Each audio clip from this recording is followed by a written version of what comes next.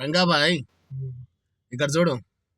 ఆకలి విలువ తెలిసినోడు, మనుషుల విలువ తెలిసినోడు ఎప్పుడే గాని ఆకలి విలువ తెలిసినాడు ఒక్క మెతుకు ఇడవకుండా ఉంటాడు. మనుషుల విలువ తెలిసినోడు చిన్న స్థాయి కానీ పెద్ద స్థాయి కానీ ఏ స్థాయి కానీ ఓ లెక్క మీద మర్యాదపూర్వకంగా ప్రవర్తించుకుంటాడు, ఆ మర్యాద తీసుకుంటాడు.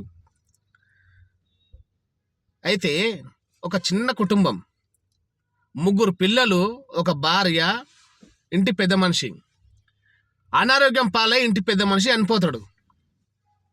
ఎంత గరీబులు అంటే వాళ్ళు ఆ ఇంటి పెద్ద మనిషి ఏదో రోజు కూలికి పోవాలి, తేవాలి, ఆ ఇంటి ఇల్లాలు వండాలి, పిల్లలు తినాలి. అలాంటి పరిస్థితులు అనారోగ్యం పాలయ్యి ఇంటి పెద్ద మనిషి చచ్చిపోతాడు. అయిపోతుంది. ఒక 2-3 రోజులు బంధువులు పంపిస్తారు తినుండని. ఇక 4వ రోజు నుంచి బంద్. ఎవరైనా 1 రోజు 2 రోజులు, ఏ చుట్టమైనా ఏ పట్టమైనా. నువ్వు మొదటి రోజు పోయినప్పుడు ఎంత చుట్టమైనా, ఎంత పెద్ద చుట్టమైనా, పోయిన రోజు చికెను, దాని తర్వాత తెల్లారి పప్పు, దాని తర్వాత నువ్వు ఇంకా ఉన్నావంటే నీకు కారం పెట్టే పంపిస్తారు. అయితే అలాంటి పరిస్థితుల్లో 3 రోజులు పంపిస్తారు తిననికే. 4వ రోజు నుంచి పంపరు. పిల్లలు ఒదిక్కు ఆకలికి అలమటిస్తుంటారు. ఆ ఇంటి మనిషి ఆ ఒదిక్కు పిల్లలను వదిలేసి ఇంకో పనికోవాలంటే ఎక్కడ కూడా కాదు. ఆకలి తట్టుకోలేక ఆ ఇంటి పెద్ద పిల్లానికి జ్వరం పట్టుకుంటుంది.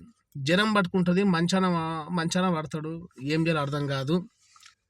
అలాంటి పరిస్థితుల్లో చిన్నపిల్ల ఉంటుంది కదా పాప, ఆ పాప వచ్చి తల్లిని అడుగుతుంటుంది. అమ్మ అన్నయ్య ఎప్పుడు చనిపోతాడు అని చెప్పి అడుగుతుంది. ఎందుకమ్మా అట్లా అంటున్నావు అంటే, అమ్మ అప్పుడు నాన్న చనిపోతున్నాయి కదా, మనకు చుట్టాలు వచ్చి అన్నం పెట్టినరు, మరి అన్నయ్య చనిపోతే అట్లనే అన్నం తింటామేమో అని చెప్పి అంటాడు.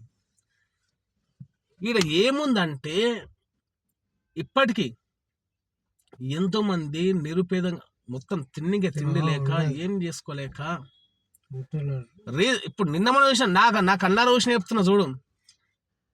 ఓ రైల్వే స్టేషన్లో నేను డైలీ వచ్చే రైల్వే స్టేషన్లో 2 రోజుల కింద ఎవరినో పెద్ద మనిషి, మరి ఆయన వచ్చి ఉన్నాడా, మరి ఇంటోళ్ళు వచ్చి తెచ్చి పడేసిండ్రా ఆడ, ఏందో తెలియదు. మొత్తం మీద ఓ పెద్ద మనిషిని తెచ్చి ఆడ పడేసిండ్రు. మొన్న సాయంత్రం నుంచి కనబడుతున్నాడు. నిన్న మార్నింగ్ డ్యూటీకి వస్తుంటే మొత్తం బాత్రూమ్ గీత్రూమ్ అందులో పంచలనే పోయిండు, ఈగలు పట్టినాయి, ఇక మొత్తము రకంగా అయిండు. అరే అమ్మాయి తిండి ఏందో, ఆ సలికేందో, ఏం కథనో పోలీసులకు చెప్పిన నేను. అరే పలానా పెద్ద మనిషి ఉన్నాడు, కొద్దిగా మనం చూడండి సార్, పట్టించుకోండి అని చెప్పిన నేను. వాళ్ళు వచ్చినామా, డ్యూటీలు చేసుకున్నామా, జీతాలు పడ్డాయా, పోయినామా, సిన్సియర్గా డ్యూటీ చేసే వాళ్ళు ఎవరున్నారు ఈ జమానకు? మరి ఏమైందో ఏం కథనో నిన్న మెల్ల వాకింగ్ చేస్తుంటే స్టేషన్ వాళ్ళు అంతా ఇప్పుడు ఏడవైనా అవలా కొడుకు మొత్తం గంజాయికి అలవాటైనరుగా, గంజాయి తాగుతుంటే అరే లేడీస్ వాకింగ్ చేస్తున్నారు, జెంట్స్ వాకింగ్ చేస్తున్నారు. అరే అమ్మ ఏంది ఇది అని చెప్పి అనుకొని పోయి పోలీసులు చెప్పిన, అన్న అక్కడ లాస్ట్ గంజాయి తాగుతున్నారు, మీరు ఏం డ్యూటీ చేస్తున్నారు అని చెప్పి అడిగిన నేను. అంటే అన్న మేము కరెక్ట్ ఎంతమంది, మేము కూడా ఎంత అని చేయాలి, ఆడ పెద్ద మనిషి ఆకలి కొని సరిగ్గా మనిషి చనిపోయిండు అంటే, ఏ పెద్ద మనిషి అంటే, అరే అంటే అరే అమ్మ నిన్న మార్నింగ్ మంచిగా ఉండగా అంటే, ఏమో అన్న ఆయన చనిపోయిండు అంట. నాకు బాధ అనిపించింది. ఆయన ఫ్యామిలీ లేదా, కొడుకులు లేరా, తెచ్చేసిండ్రా, లేకపోతే ఏమన్నా మధ్యస్థిమితం దప్పొచ్చిండా, లేకపోతే ఏమన్నా కాడవాడు వచ్చిండా? ఓ రగ్గున్నది, ఓ దుప్పటి ఉన్నది, పరుచుకొని కప్పుకోనికి అన్నట్టు.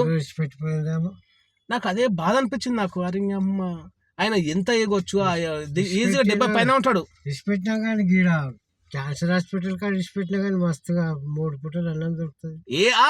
ఏనో నాస్తా అంటారు, పొద్దుగా అన్నము, రాత్రికి అన్నం మస్తు తెచ్చిపెట్టారు. కరెక్టే. కానీ ఇప్పుడు వాళ్ళ పిల్లలు ఒకవేళ ఆయన వచ్చినా తెలియదు, వాళ్ళ పిల్లలు వచ్చినా తెలియదు. వాళ్ళ పిల్లలు వదిలేసినట్టుంటే మాట చెప్తున్నా, వాళ్ళు అదే పిల్లల్ని నేను ఈ పిల్లలు నేనేది పెంచేది అనుకున్నట్టే వాళ్ళ పిల్లలు ఏడు ఉంటుండ్రి.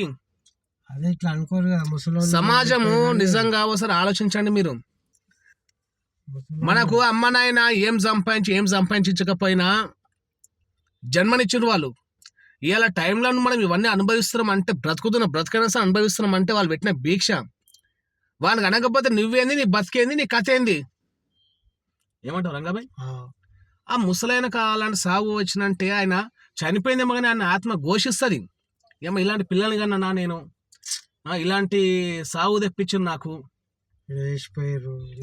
నిజంగా ఇండ్లలో కూడా రంగాబాయ్ కొడుకులు మంచిగా ఉంటే కోడళ్ళు మంచిగా లేరు, కోడళ్ళు మంచిగా ఉంటే కొడుకులు మంచిగా లేరు. లంగకొక్కులు తయారైన మొత్తము.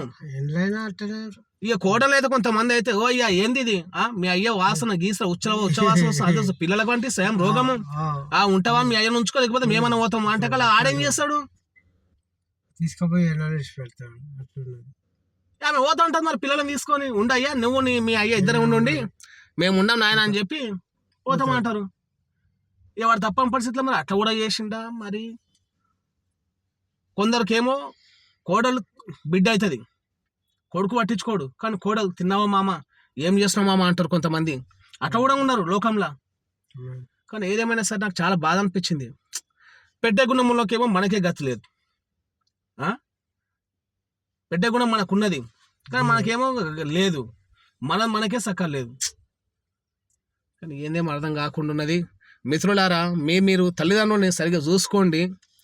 మనల్ని చూసుకుంటేనే మన పిల్లల్ని మనం చూసుకుంటారు, అది గుర్తుపెట్టుకోండి. మనం నేర్పే నాగరికత మర్యాదలే మన పిల్లలు నేర్చుకొని అది మన దానికి వస్తుంది అని చెప్పి అనే ఒక విషయాన్ని మీరు మర్చిపోకండి.